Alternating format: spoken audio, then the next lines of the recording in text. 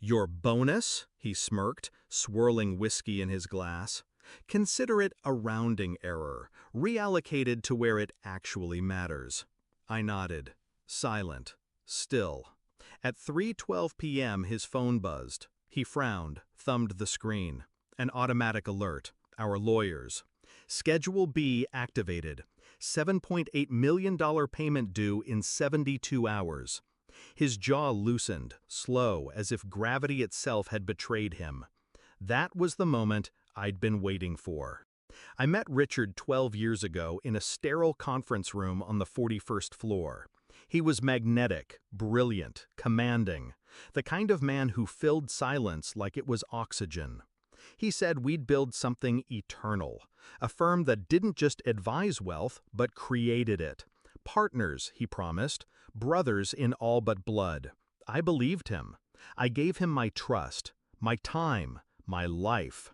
And in return, he gave me mentorship, dinners at his polished oak table, a front row seat to the empire he promised we'd share.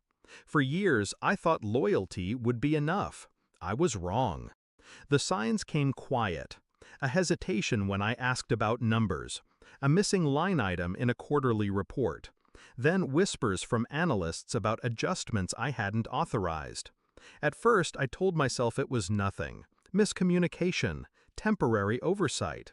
I wanted to believe in him. Until the board meeting. I sat in the room as he unveiled a bonus pool. Lavish, obscene. My name wasn't on the list. I kept my face still while the others clapped, but inside, I was already counting the knives in my back. Later that night, I saw the ledger. My share? Millions, rerouted under operational contingencies.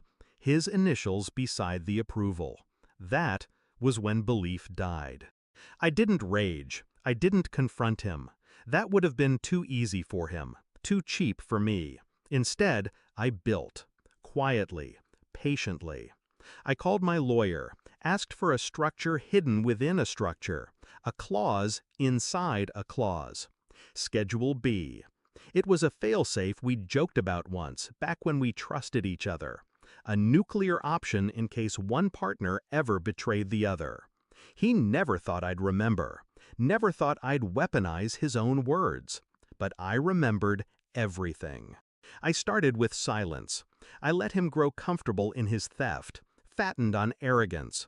Behind the scenes, I moved carefully.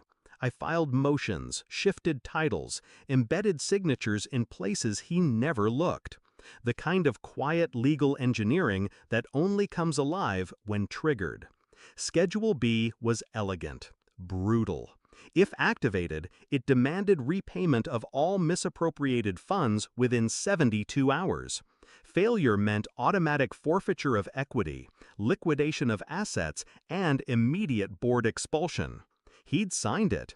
He'd laughed when he did. Paranoia clause, he'd called it. Now, it was the noose tightening around his neck. That afternoon, we sat in his office. He thought he was humiliating me, stripping me of what I'd earned. I nodded when he dismissed my bonus like pocket change. My face calm, my voice steady. Then his phone buzzed. He read the alert once, twice. The color drained from his face. "What the hell is this?" His voice cracked, jagged. "Schedule B," I said softly. Triggered at noon.